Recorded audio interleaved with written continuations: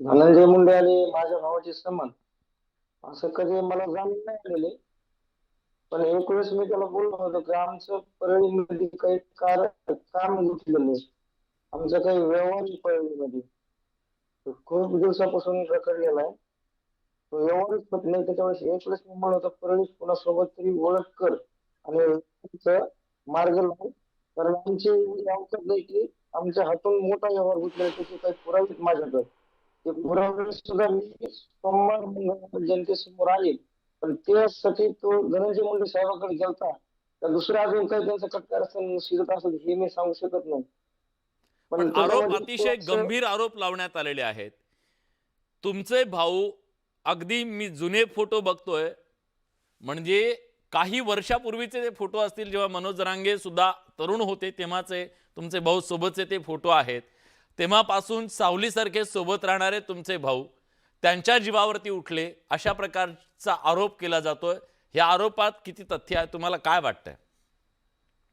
त्या पैशाच्या माझ्यासमोर हव्यासापायी तर तुमच्या त्या भावानं असं केलेलं असू शकतं का?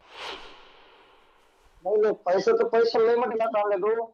गेल्या वेळेस एक दीड वर्षापूर्वीच नुसतं पत्रकार परिषद चालू असताना बाजूला बसायचं होतं बोलायचं गेलं होतं. पत्रकार परिषद चालू असताना बाजूला बसायचे 1.5 कोटी रुपये भेटत होते. तिला 50 लाख रुपये कशाचा पडायचा. काही रेकॉर्ड इकडे चेक करून जायचे ते आम्हाला सापडणार ना.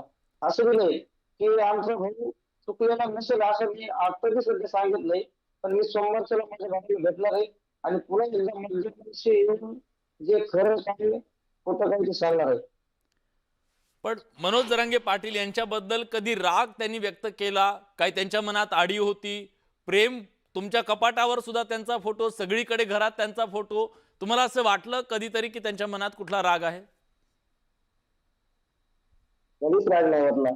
ते घरामध्ये जर आज जरी तुम्हाला पाटलाचे नाही नाही म्हणलं तर एक 7-8 फोटो सध्या सापडते. ते काय नवीन लावलेले नाहीत काही नाही जुनेच फोटो सध्या त्याच्यावर काही थोडेफार कापसरी ह्याने बनायला त्याला चिकटलेले जुनेच फोटो ते आजही.